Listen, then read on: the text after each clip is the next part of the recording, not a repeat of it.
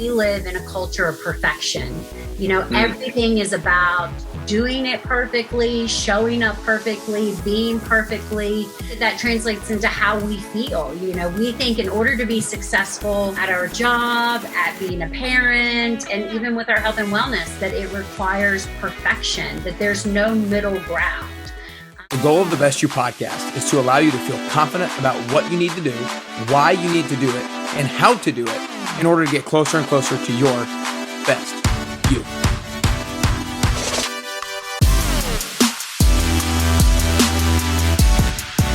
All right, what's up, everybody? Welcome back to the Best You podcast. I am super excited today to be joined by the one and only Amanda Nighbert. Amanda, I just want to start off by saying thanks so much for spending the time with me today. Excited to be here. Yeah, so I'm really excited. I know we're gonna have an amazing conversation from the content that I've digested from you up to this point, because I know that me and you have a lot of similar thoughts and opinions about lifestyle change and habit change. And I love how you talk about how you're trying to help people break the all or nothing mindset. I think that is such a key thing. And so kind of the way I want to start off with that is, you hear a lot of times, often people will say, I'm just an all or nothing person. Do you think it's that people are actually more potentially all or nothing people and they're born that way? Or is that just how society kind of forms us into being that person? No, we definitely make ourselves that person. I think that we live in a culture of perfection. Everything is about doing it perfectly, showing up perfectly, being perfectly. I think that and I think that translates into how we feel. We think in order to be successful, at our job, at being a parent, and even with our health and wellness, that it requires perfection, that there's no middle ground. And I think the diet industry is really fed into that with the type of, nutritional education that we've been presenting over the last 5 decades. When we think about it, back in the 1977, when the first nutritional guideline was created, it was all about no fat. There was no middle ground. And then fast forward to today, and now the language is all about no carbs, no sugar. And it's prior to 5 decades ago, we lived in a very balanced world where all macronutrients fit in kind of some perspective. But, the narrative now is that, in order to be successful, again, you have to be completely low carb or completely low fat. And so people feed into that. Yeah, I completely agree. I'm trying to think, what has been the biggest maybe message that you've tried to get across to people to ensure that they realize that you don't have to be perfect in order to be successful. You just have to be consistently good, right? You just have to be consistently good. What is it that gets that to click for people? Because I really think a lot of people know that to a certain extent, but they don't live it out because maybe that is not deeply ingrained of a belief. And so what message that you communicate to other people gets it to so that they actually believe it and actually live it out? Yeah, well, let me tell you, if it was super easy to make that mindset shift, we'd all be in a much better place, because that is the challenge. It does not happen overnight, because we're constantly at fight with ourselves with regards to what we think we need to do and what we actually do. I think the biggest thing that I do for my clients, I'm a registered dietitian. I've been in the field of weight loss for the past 20 years. I'll age myself. And it's always about getting them to understand that one meal, one day, even one weekend does not make or break your success. It's what you choose to do after that meal, that day, that weekend that really does. I call it the might as well thinking, So if you can, and I think the first step is just recognizing that you do that.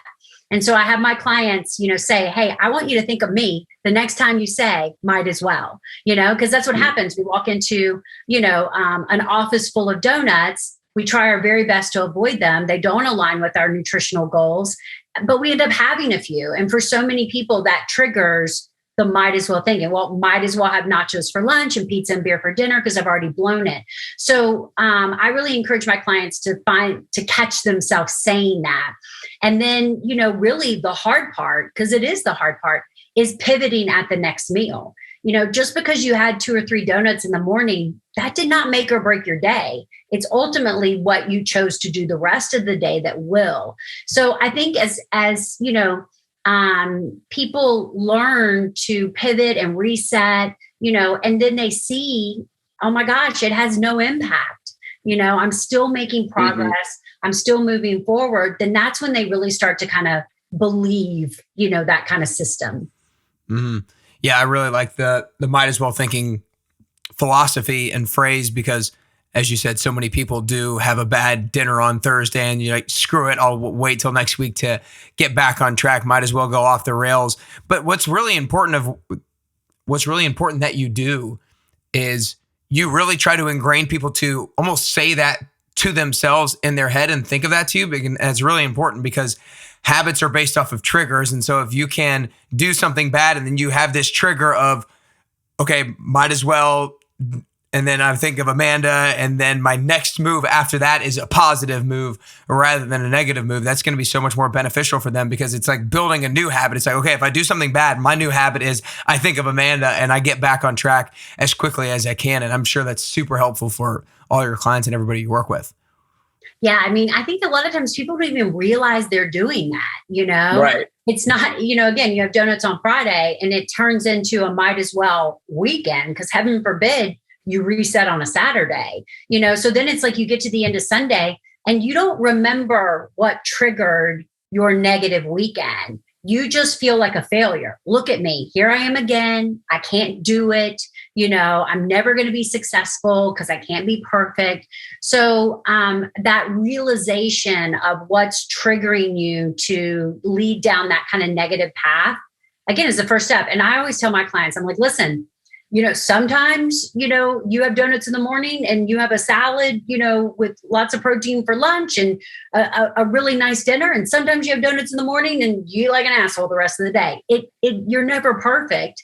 Some days are always better than others, but it's just the notion of at every moment trying to do your best. Right. Right.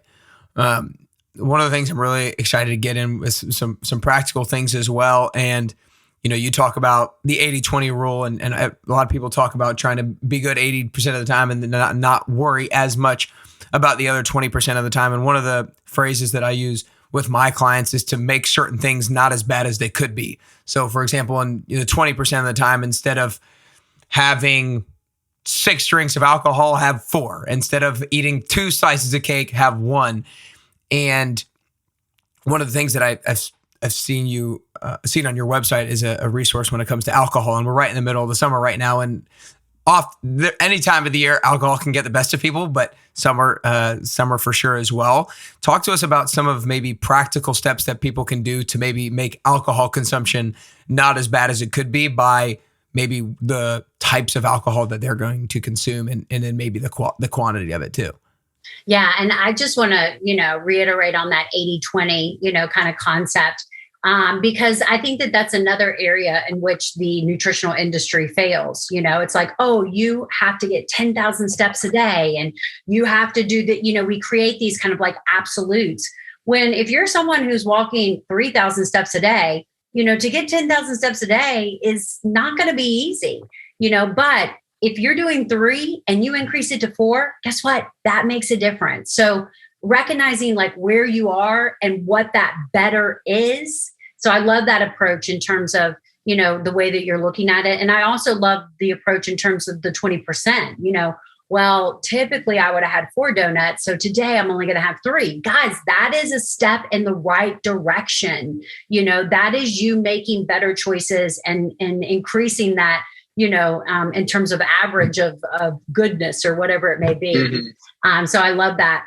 So alcohol is tricky, I think for a long time, alcohol was kind of, given a little bit of a halo effect, like, oh, there's benefits in drinking alcohol, like red wine is good for your heart.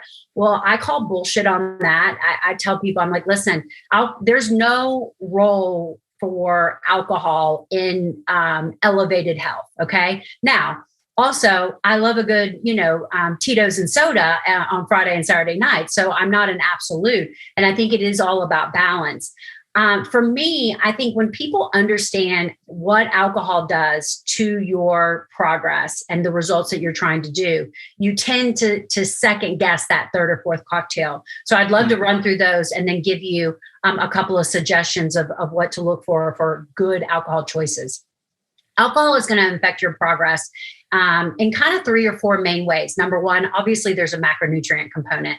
A lot of people don't realize alcohol is the 4th macronutrient. So it's going to bring with it calories regardless. In addition, if you're drinking a pina colada, strawberry daiquiri, a thick ale, you're going to add carbs and fats and, all of those other things to it. So 2 or 3 cocktails can really add up, 4, 5, 6, 700 calories. So you have that kind of macro impact. Number 2, alcohol absolutely slows down your metabolism. And, I'm sure a lot of people have heard that before, but again, alcohol, being that it is the 4th macronutrient, but it's also a toxin. So the body is going to prioritize the metabolism of alcohol first and foremost. So when you sit down to like chicken, broccoli, and a glass of water, as soon as you're done eating, your body begins to break down and metabolize the carbohydrates, proteins, and fats from your chicken and broccoli. But if you sit down to chicken, broccoli, and a glass of wine, as soon as you're done eating, your body's forced to store all the carbohydrates, proteins, and fats from your chicken and broccoli while it prioritizes metabolizing the alcohol. So fat metabolism completely shuts down when alcohol is on board. And it takes about 4 to 6 hours to process that alcohol. So you've just lost about 4 to 6 hours of your metabolism with every night that you're drinking. So again, that's going to slow down your progress. That's why I work with a lot of women and I'm like, hey, ladies, that 1 glass of wine every night is absolutely crushing your progress. And let's be honest, it's not a 4-ounce pour. It's definitely an 8-ounce pour. So that's 2 glasses of wine. At least. Yeah, at least. So, you can't have a glass of wine every night at dinner, if you're looking to make weight loss progress, or it would be very hard. And number 3, alcohol absolutely crushes your sleep. And you look like a very young buck. I'm not as young as you. And as we get older, sleep is important for everybody, but as we get older, sleep matters the most. I work with a lot of women who carry a lot of weight in their midsection. If you're holding a lot of weight in your midsection, that is absolutely alcohol, sleep, not enough protein, and not enough strength training, not enough muscle mass. So even though you think you're sleeping well after that glass of wine, you're not. And it's crushing, your metabolism because we burn the most fat at night, at rest. And so you're not really getting into those 3 deep cycles to really maximize that. So again, it's like being aware of, okay, well, how is alcohol going to impact my results? Now, when I'm drinking, I'm always looking for, kind of the lightest option. For me, I want to look for something that's light in calories, light in carbs, light in fat. I love the seltzers. I love High Noons. They're one of my favorite. All of your hard liquor has 0 macros. It's just calories. So it's really about what you mix it with. So like tequila soda, vodka soda, those are great options. Margaritas, not so much, vodka orange juice, not so much, bourbon diet Coke. Okay. Bourbon Coke, not so much. So when you think about mixers, it's really about, are you adding a bunch of extra calories, carbs, and sugars into the already, caloric impact of the alcohol? So light beers, wine, those are all kind of like my go-tos when it comes to alcohol. That's powerful. Like you said, I think for so many people, it comes to, I know that there's going to be a lot of people who listen to that on a Monday night, a Tuesday night, Wednesday night, whenever they listen to it, and they're not going to have that glass of wine or they're not going to have that beer or 2 after dinner simply because of hearing it. And so much about action is just about the knowledge and the belief behind how something might affect you. And so that's super key. I think one of the things that makes the 80-20 rule and just not being an all or nothing person so powerful is it allows you it's an amount that allows you to be consistent over a long period of time. However, one of the downsides of it is that potentially results might not come as quickly, right? If you went crazy for 4 weeks compared to somebody who went 80-20 for 4 weeks, the person who goes crazy for 4 weeks is going to see quicker progress than the person who goes 80-20 for 4 weeks. And so, point being, what do you have people do to try to stay patient? Because people know to try to be patient with their progress because they kind of know it's supposed to take time, but at the same time, they get patient with how long it takes. And so what do you have people do to hopefully increase their level of patience with their progress? We'll be back to the interview in just a second. But first, I wanted to share a quick testimonial from a past participant of the 10-week transformation program. I started running the 10WT in the beginning of 2020, and I've had over 150 people and counting go through it, and they've seen amazing results both inside and out. If you're inspired to join after listening to the testimonial, then go to nickcarrier.com to learn more. We'll get back to the episode in just a minute, but first, here's what they had to say. Hi, I'm Marissa, and I joined Nick's 10-week program to train for my half marathon. From week to week, I've just seen myself get stronger and runs get easier. Doing it with like a group has been fun. This is my first time doing like a workout class like that, so I've really enjoyed it. You should join Nick's 10-week program. You know, I have a lot of taglines, and one of my taglines is whatever you do to lose the weight is what you have to do to keep it off. So you have to understand that, you know, your health and wellness, there is no finish line. You don't get to the point where 80-20 doesn't apply. You don't get to the point where you get to go back and drink every day, you know? And so when you look at it in that sense, then you recognize the importance of finding balance because anybody can, you know, do low carb or, you know, whatever for 30 days and not drink for 30 days. And I mean, we can do anything for 30 days, but can you do it for life? Can you do it through December? Can you do it while you're on your birthday? And I think what happens is, again, those people that want quick results that are willing to go all in, guess what? They have the all or nothing mindset. And the minute that they slip up, the minute a vacation comes, the minute, you know, they have something that they don't feel like they have ultimate control over, they're paralyzed. They're, you know, I mean, essentially they're like, oh my gosh. And again, I've blown it, might as well. And then they just kind of throw in the towel and they're right back to where they started, you know, 30 days ago. So, I mean, that's really the most powerful message that I give my clients that, you know, this is all about creating sustainable lifestyle changes. I'll tell them, I'm like, if I am asking you to do anything that doesn't feel sustainable, we should not be doing it. Because in the long run, you know, every single person has to get up and make a decision to either, you know, prioritize their health or not. And, you know, so it has to be, it's never effortless, but it has to be easier. Mm-hmm. Yeah, no doubt. And I like what you said with no finish line. You know, a lot of people, one of the problems with I have a 10-week kind of thing, and I know you have your 7-week things. One of the things that I was hesitant about like 3 years ago when I was creating it is like, when you put a timeline on something, people inevitably put a timeline on it when it's like, no, this I know this ends, but it should not end. So I think it's really important to realize for people that when timelines are put on things, you shouldn't necessarily put it for a timeline for yourself. Another practical thing that I am really excited to get you to talk about, because I have so many moms who listen to this podcast, and I saw yesterday on your Instagram story how you were talking about some of the on-the-go protein snacks that you were bringing to your son's baseball game, because, and like you said in your story, protein is the hardest thing to bring on the go, and the lack of protein is what so many people are missing when it comes to their appropriate diet and their macros. And so I want you to talk from first kind of like a practical standpoint, how you go about planning and setting yourself up for success when you do foresee baseball games and trips and vacations and other things like that coming up.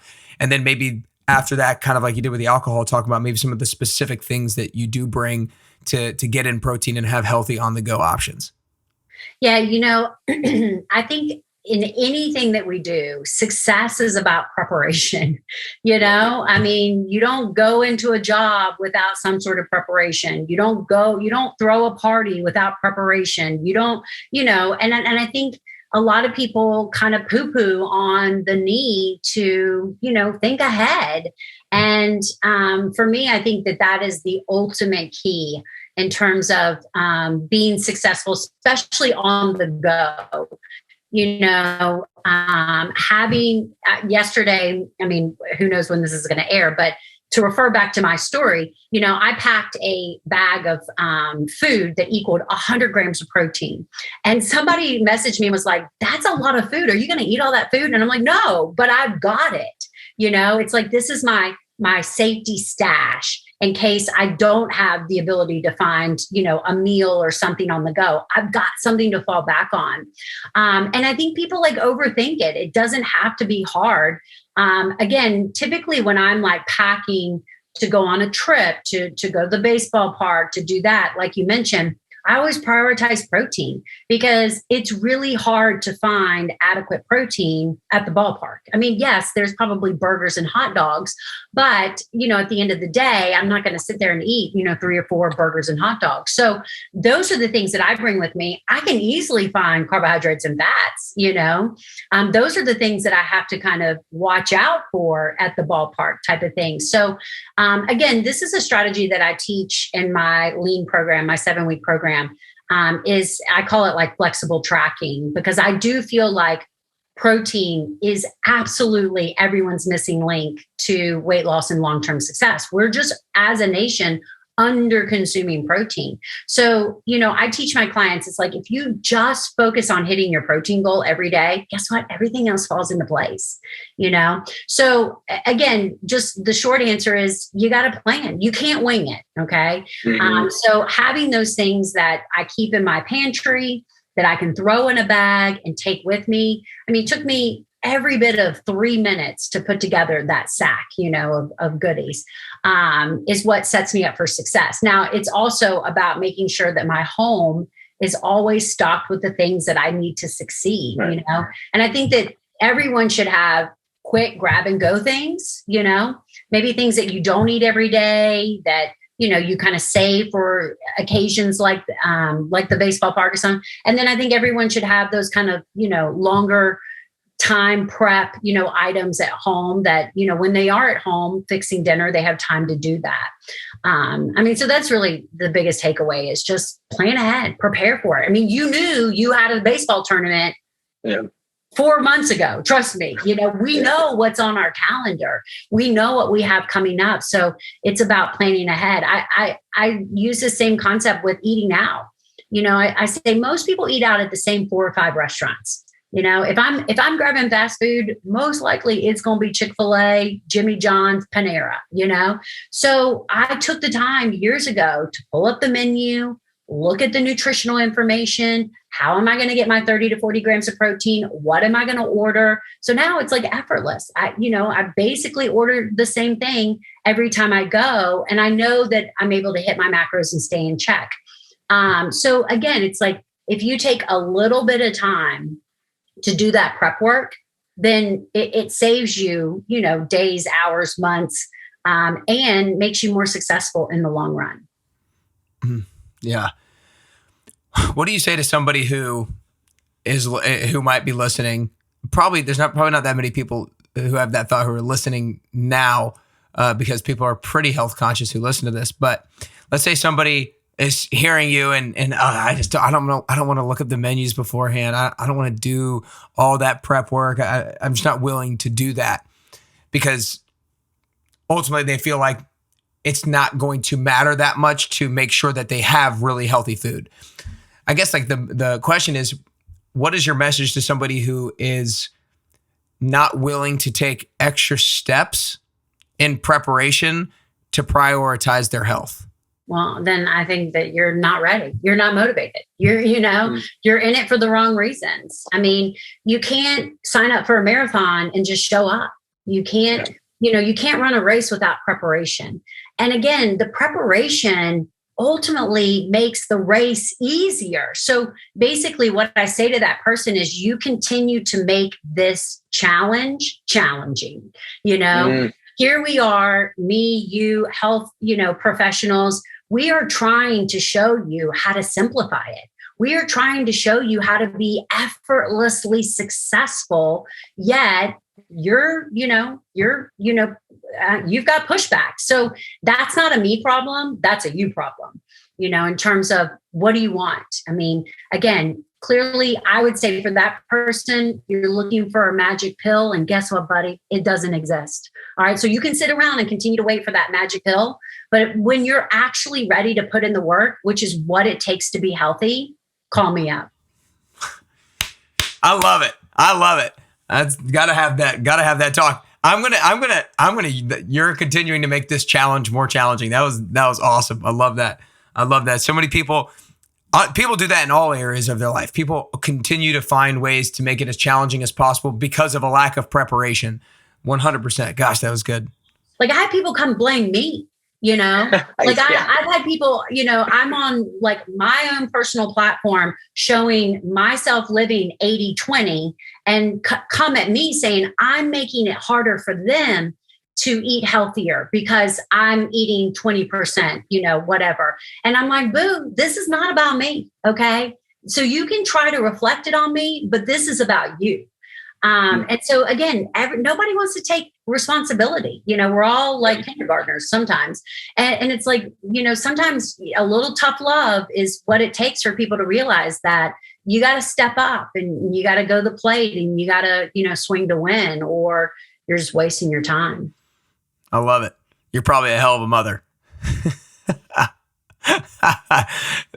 That's awesome. One of the other things I wanted to touch on it and talk about, and something that I've learned a lot about, actually, so I'll give you a brief kind of background on me. And this year, I kind of have used the first 5 or 6 months out of this year.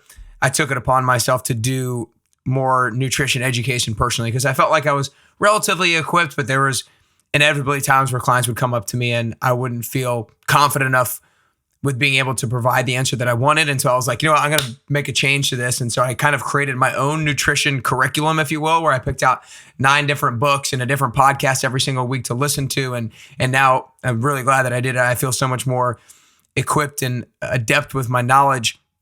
And so fasting is one of those areas that I've learned a decent amount about. And I know that you're a pretty big proponent of fasting. And I do believe that for almost everybody, it plays a role in their life. And so I want to talk to you about kind of what you feel like are the benefits of fasting.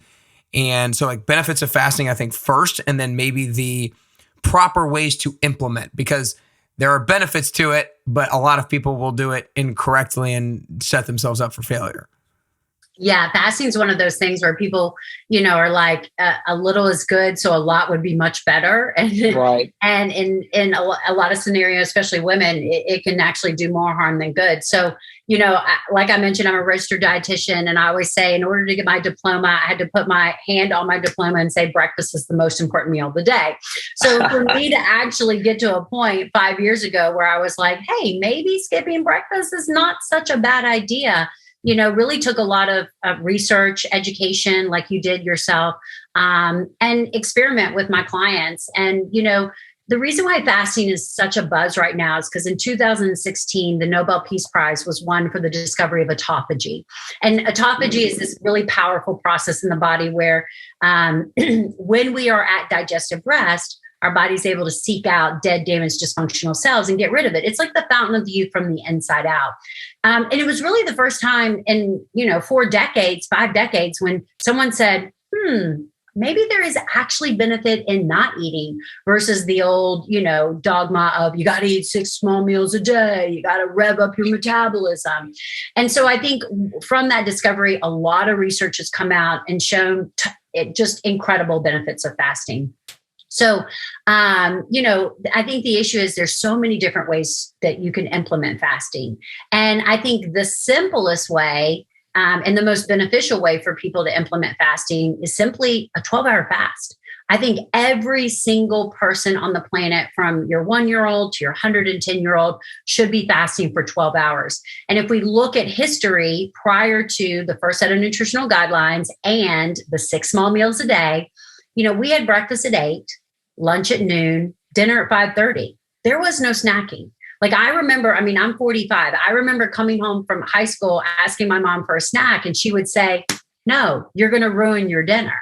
And nowadays it's like, we don't understand why our kids won't sit down to, chicken and broccoli. Well, because they just had a bowl of goldfish an hour ago.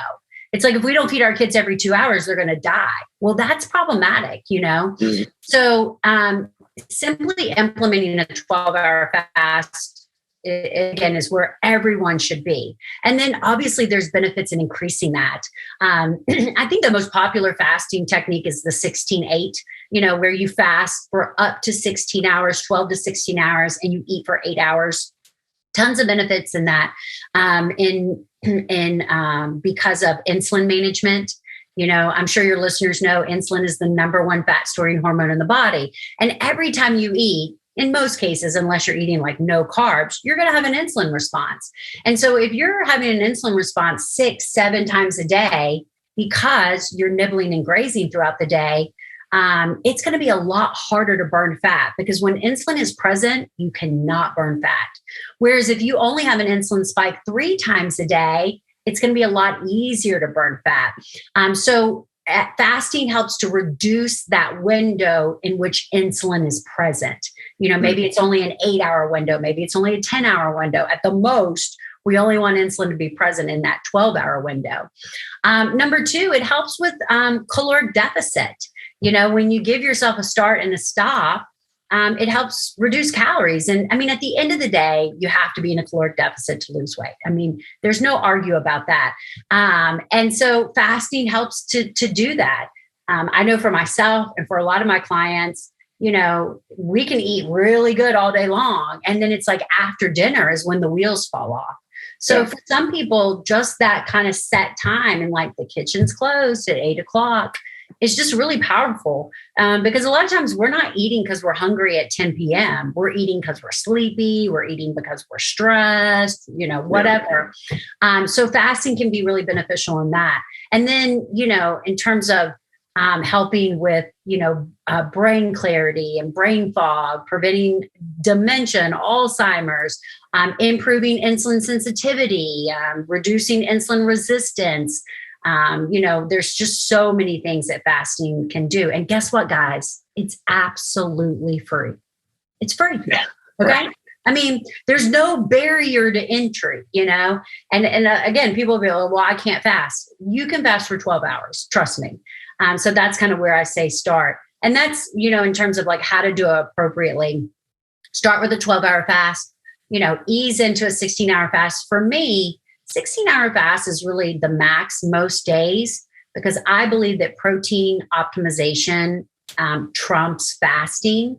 And what I've seen in my experience over the last 5 years is that people, when you tell people they don't have to eat, they just don't eat, they'll like go to 3 to 4 in the afternoon without eating. And at the end of the day, I feel like it leads to underconsumption of protein, or the lack of the ability to space your protein out appropriately, which in the long run is going to impact your results. So 16 is the sweet spot for me. There is I love extended fasting, which is 24 hours plus. But I think that that's a strategy you do kind of like once a month, at the most once a week. But do you try to do that? Do you try to do 24 ever? Yeah, actually, we do. We try to implement a 24-hour fast once a month. There's definitely a handful of people that should not be doing an extended fast. If you're under tremendous amounts of stress, if you're not sleeping well, if you have known thyroid issues, you should not be fasting for greater than 16 hours.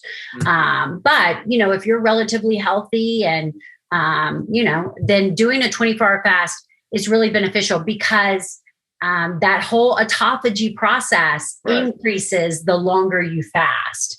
And I always like to mention, so autophagy increases by 300% at 36 hours. After 36 hours, so we're up 300%. After 36 hours, it starts to come back down. Now, obviously, we're not anywhere near the negative side effects of fasting. So I always tell my clients, if you really want to maximize the benefits of autophagy with fasting, 36 hours is what you have to hit, which is basically simply fasting for a full day.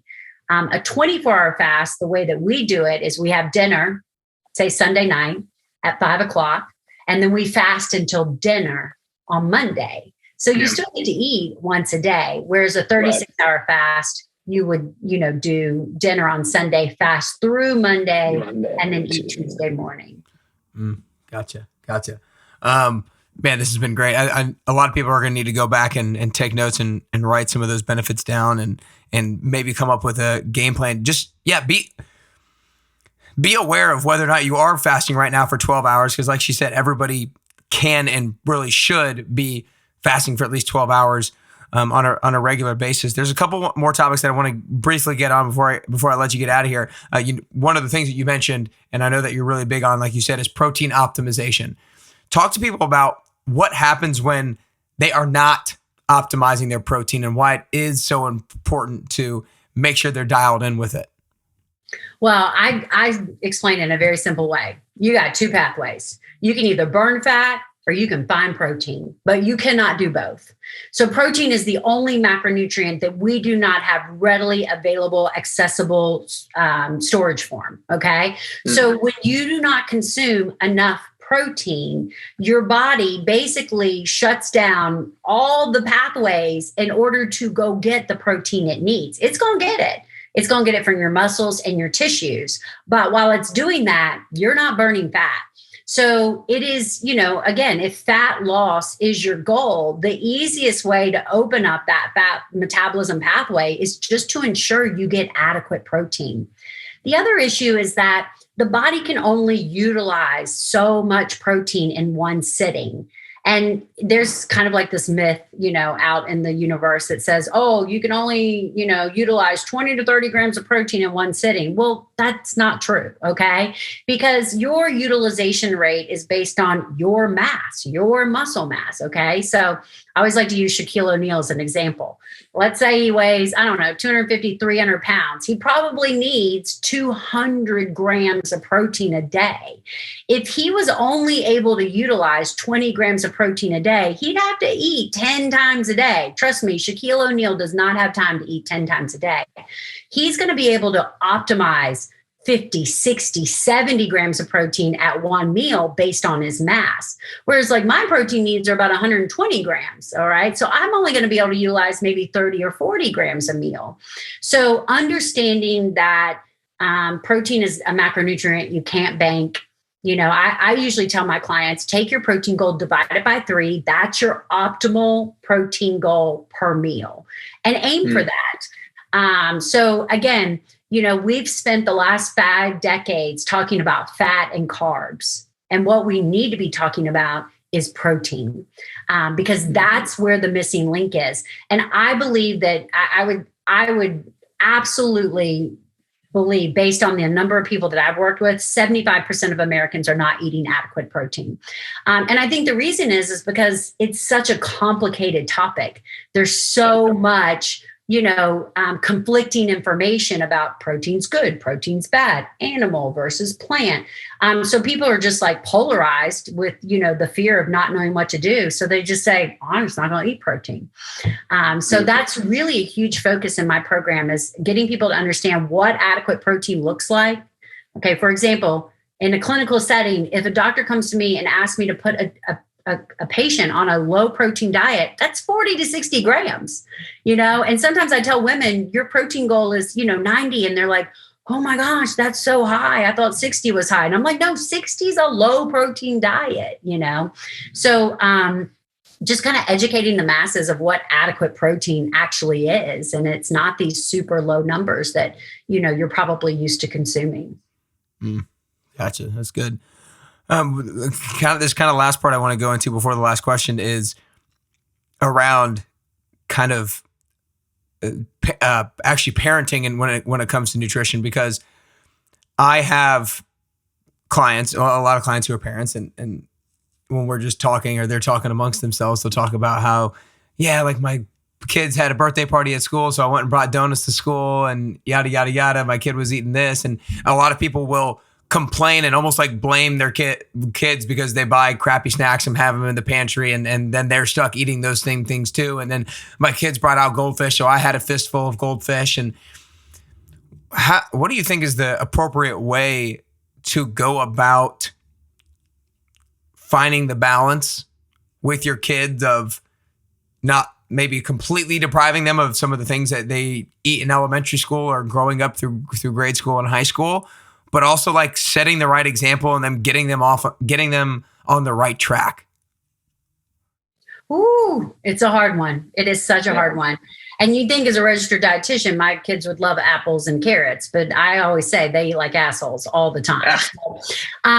So again, kind of like my philosophy of, in terms of the environment that I create in my home and how my children eat is, I think the biggest thing is that the environment in which you live in matters. So if you walk into your pantry and it looks like a gas station, well, I mean, everyone's going to fail in that house. So my philosophy is that my children are exposed to so much junk food outside the home, at the birthday party, at school, at the movie theater, that I try to limit the amount of junk food in the home, and try to have just healthier options. Because I'm here to tell you, if you put out a veggie plate before dinner and there's no other option, trust me, they're going to eat it, It's true. So it's really about what's accessible. And then guess what? If they don't eat it, they're probably not that hungry to begin with.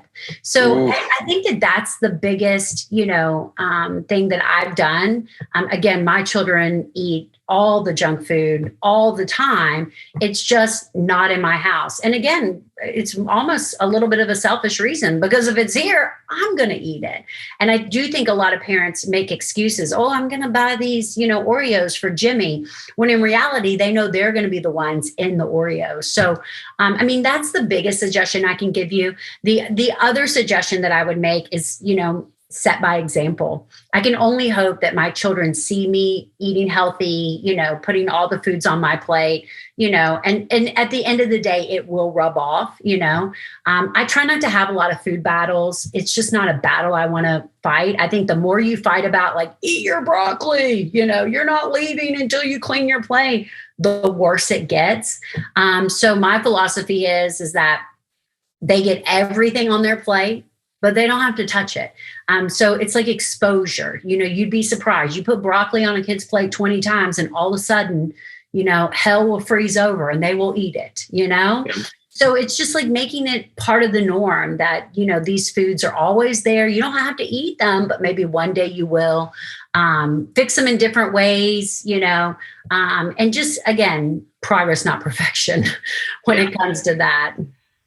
Yeah, I think all that was so good. I think exactly what you said, right? They're going to be limited outside. And so don't try to control that. Control what you can control and fix what's inside the home. And then I think it's so true that put out, like you said, if you put out a veggie plate and they're that hungry, then they will eat it. And like you said, if they don't, they're probably not hungry in the first place, because we see that all the time with ourselves. We're not hungry, but if something's right in front of us, we're going to eat it. And we weren't actually hungry. It was just there. And so we see that all the time with ourselves. And we need to start applying it with our kids and make sure that they're on the right path and set up for success. Nutrition. And that's the hard part, because healthy food does take prep. It's real easy for your kid to go grab a bag of chips or a fruit snack on their own, where if you tell them to go grab some carrots and, ranch or whatever, like that takes effort, Yeah. So having systems in place where, things are a little bit more effortless can also be helpful. Yeah, no doubt.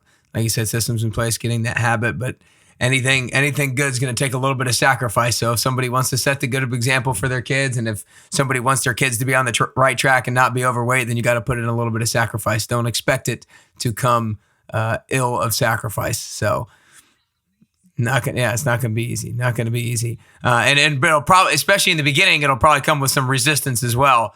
And so I think that's a probably an important part to overcome to I like to think about from a personal, how you approach yourself and how you approach, I'm not a parent, but I like to think about caring about the future version of myself oftentimes rather than the current version of myself. And it's the same thing with kids, right? Don't give them the crap just to make sure they're happy now and they're not mad at you now. Care about the future version of themselves and set that person up for success. And I would say from experience, I have a 16-year-old and a 13-year-old. The older they get, the more they care, you know? Like when you're trying to rationalize with an 8-year-old between goldfish and carrots, they don't care. They just want the goldfish. But as they start to mature and age, you know, they're like, okay, well, hey, like my son, he's like, I want to put on muscle. Like, what do I do? You know? And so you start to see like really small shifts that are beneficial. Yeah. They care because you care. And right, exactly. You said the example. Anyways, before the last question, Amanda, I just want to acknowledge you for first off, all the education that you obviously have been through and that you currently have and that you're giving to everybody else, but also the way that you go about helping people change their lives through these sustainable changes, through not promoting the all or nothing mindset that could potentially get people short-term results, but definitely a roller coaster ride from there on out. And for you giving people the tough love when they need it. I think that's super important. I think it is something that is hard to do because again, they might not like you in the moment, but the future version of themselves is probably going to be appreciative of it. And so I acknowledge you for being able to do that with your clients and with your kids as well. Yeah. Yeah. I mean, let me tell you, we've gotten into the, you know, everybody gets a trophy, everybody gets a ribbon, you know, type of thing. And I think that it's, you know, in the long run, it doesn't always benefit us, you know? Yeah. Agreed. Well, I know everybody is going to absolutely love this episode and they're going to be sharing it and going back and taking notes, but they're going to want to learn more about you as well. So you guys make sure you go follow her on Instagram at Amanda Nighbert RD. And then you can go check out her website, amandanighbert.com as well. And you can check out her 7-week lean program that she was talking about when she was talking about protein optimization, some fasting stuff as well. And any other good place that people should go learn more and follow you? I'm everywhere. Great. Awesome. Well, the last question here, Amanda, is that I think getting closer to the best version of yourself is both a constant journey. I don't think we ever actually get to that person. And I also think it's a unique journey. I think the way that I get closer and define the best version of myself is going to be a little bit different than the way that you get closer and define the best version of yourself. So for you personally, if there are 3 things that you could currently do or 3 things you could currently work on to get closer to that best version of Amanda Nighbert that you could possibly be, then what are those 3 things that you could currently do or currently work on? Personally, for me, number 1 would be sleep. Optimize my sleep. I'm a late night scroller and a late night TV watcher, so I could do better there. Believe it or not, daily movement, step count, it's something that I'm super focused on. Potentially like you, I sit in front of the computer and, you know, work with clients and things like that. So I find myself, you know, just not getting that movement in. And, you know, probably the last thing would be just, you know, continuing to focus on whole food nutrition. I've got a huge emphasis right now. My personal goal is to increase my fiber intake. I think gut health is so important. And so, you know, that's somewhere I am. And again, I think it's like important to note, like, you know, sometimes you have to start with the basics. In terms of like, if you're eating McDonald's every single day, then maybe your goal is to, you know, only eat McDonald's 3 days a week, you know? Right. So as I walk through my journey, like you said, it's like every year I just try to add like a new layer, you know, and some layers are harder to get through. I've been working on sleep for the last 3 years, you know, and some layers are easier to accomplish. So, recognizing what my goals are and what I'm focused on are going to be different than, you know, what you're focused on. Yeah. And then along those same lines, like you talked about before, it's not a finish line. It's something that you're always going to be having to work on and having to focus on. I know everybody's got so much from here today. Y'all, if you did not take notes, make sure you maybe go back and jot a few things down, some of the practical things that apply to you and apply to your journey. Right now, make sure you go follow Amanda on Instagram and go to her website because we touched on a lot of great things today. Protein optimization, some fasting, some alcohol stuff, some parenting strategies and how that works. But there's so much more as well. So make sure you go get some more practical tips and education from her content elsewhere. Other than that, Amanda, that's all we got today. I really appreciate the time. I know everybody's going to love it. Great. It's so good to be here. Thanks so much.